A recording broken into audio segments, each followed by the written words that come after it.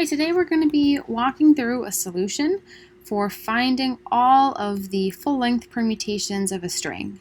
So if you're given a string, you want all of the permutations that use up all of the letters in that string.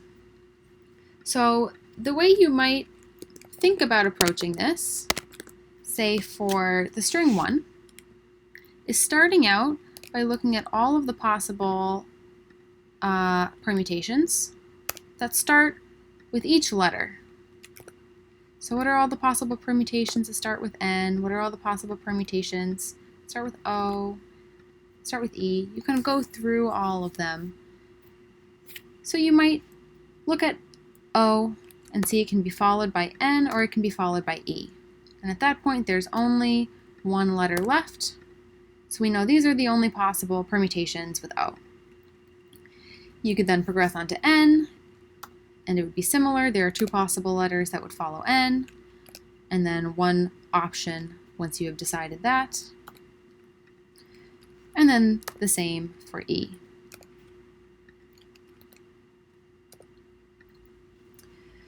So the approach that we're going to use for writing our function is actually slightly different from this approach. So I'm going to pull up a kind of tree that will help us visualize what we're doing, and this will help us as we walk through our function. So the approach we're going to use is looking at the first character in our string. So here that's represented by this top level of our tree. And then considering the following character and the possible places where that character can be inserted. So when we start out, we look at the letter O and say, where are the possible places we can insert the character N with respect to O? Well, we can put it at the beginning, N-O, or we can put it at the end, O-N. So we have two options, and we can see this in the branches that follow with the next level of this tree, N-O or O-N. The next step would be to consider the next character in our string, which in this example is the letter E. So now we have these two options. When we look at one of the options, where are the possible places where we can insert the letter E? We can insert it at the beginning, we can insert it at the middle, and we can insert it at the end. And I have kind of marked out in this tree those possibilities in the third level of the tree. So we see each of these possibilities then has a number of possibilities when we insert the character E. So this is the approach we're going to be taking with our function. So the first thing we're going to do in our permutations function is take our string and just split up the characters into an array. We'll call the array letters. So now we have an array of all of the letters in our string, which for our example would look like this. So as we go through each of the steps that we can kind of see in this tree, we want to be updating our results to reflect the results we have at that point after our insertions of the new character. So we're going to have a results array that we want to initialize to be equal to that first step in our tree. So here we want to have this array initially store just an array with our O character, or the first character, so that we can do letters.shift. Letters.shift accomplishes two things. It takes our letter from the array and removes it from our letters array while also inserting it into our results. So now we have results equals an array with an array containing O, and our letters is now an array that just has N and E remaining in it. So you can see what we're going to be doing is iterating over or using each of these characters in our string. Oops. So we're going to be using a while loop.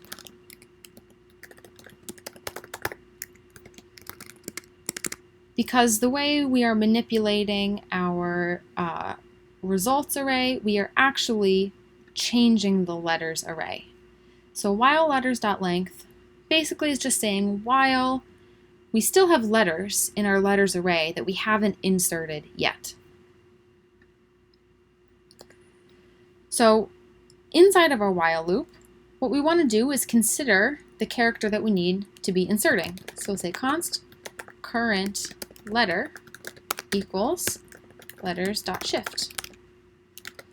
So now our current letter would be N, and our letters, since we are shifting again, would just be E, if we're considering kind of this first iteration in our while loop.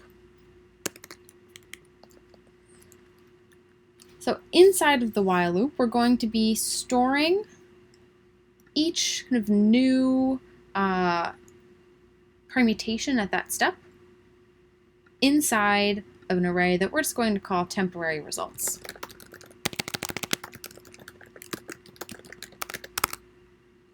So it starts out empty, and as we figure out the new option, we add it onto that array.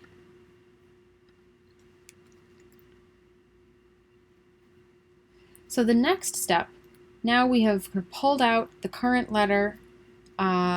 We have an array where we're going to be storing our temporary results. We're going to go through the results that we have, and for each of them, we want to look at the places where we can insert our current character or our current letter. So when we first are iterating over the while loop, we know our results only has one element in it. So our for each will only be executing for the one result. But at each step, at each point in or each iteration of our while loop, we end up with more results in our results array. So we will end up iterating over more results with this for each.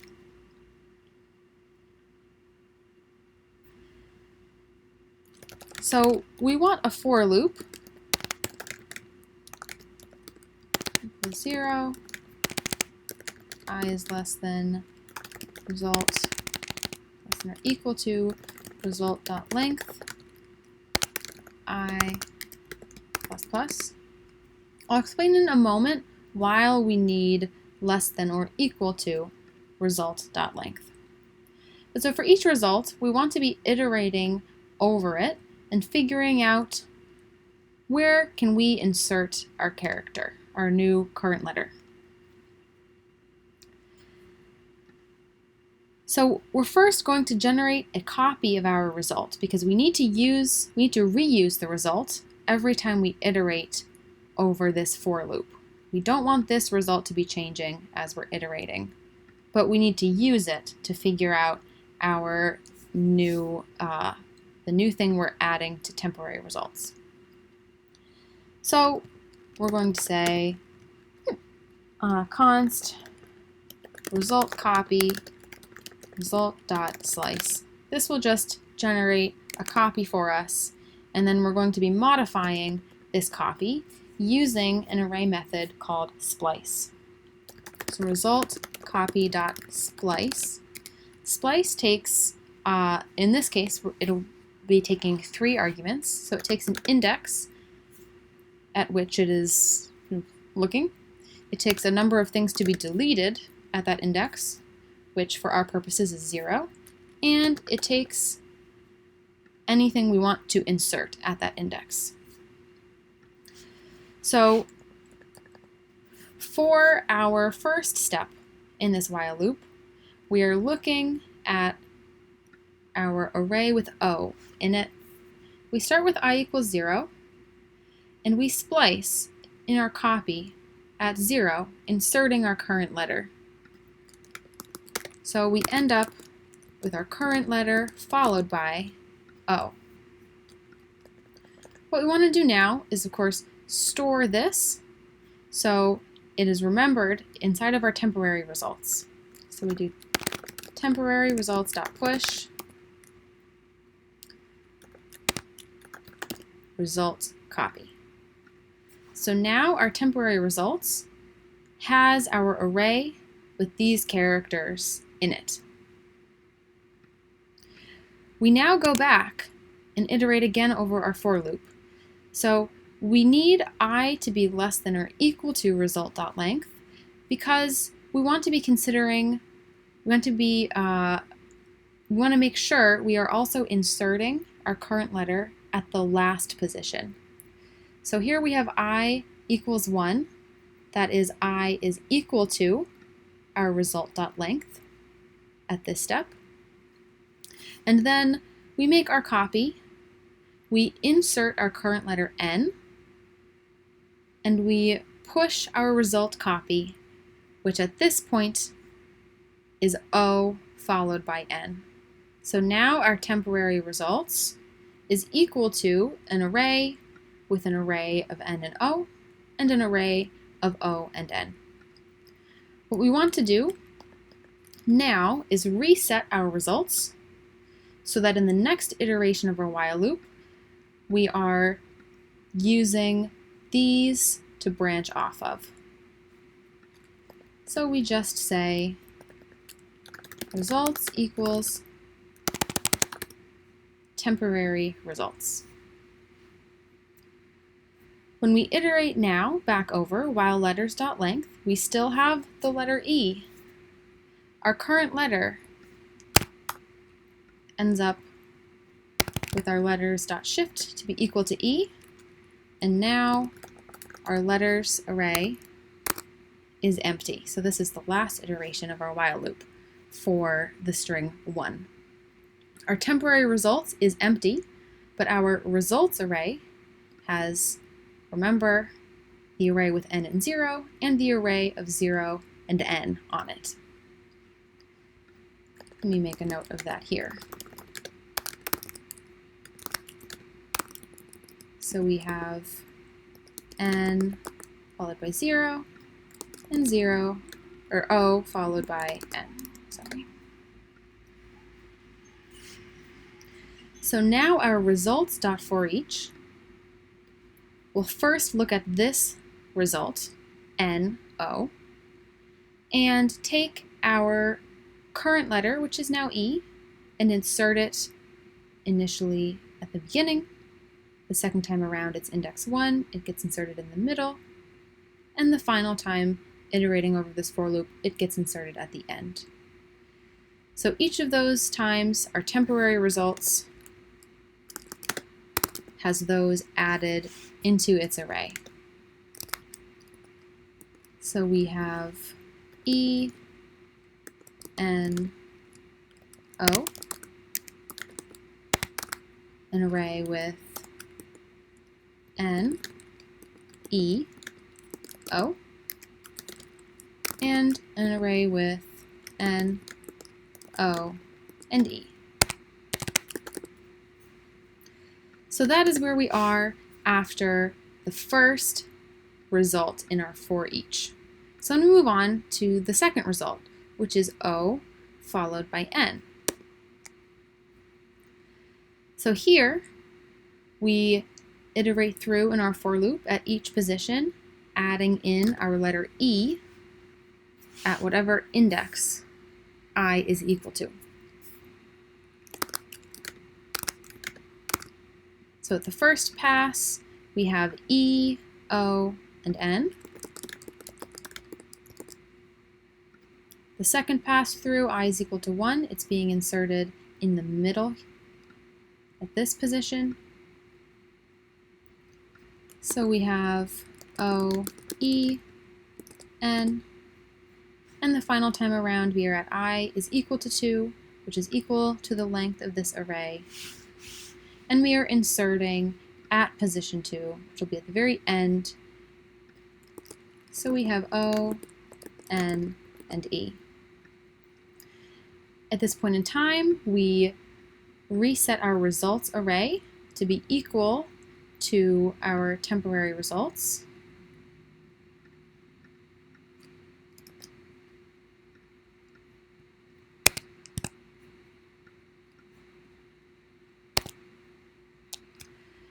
We have no more letters left in our letters array, so we are done with this while loop. And we break out, and the final thing to do here is, of course, to take each array and use a join to turn each back into a string. So we will return results.map for each, we'll call it a letter array. We want to return letter array.join. So each is being turned into a string, and our result is an array that has ENO, NEO, NOE, EON, OEN, and ONE.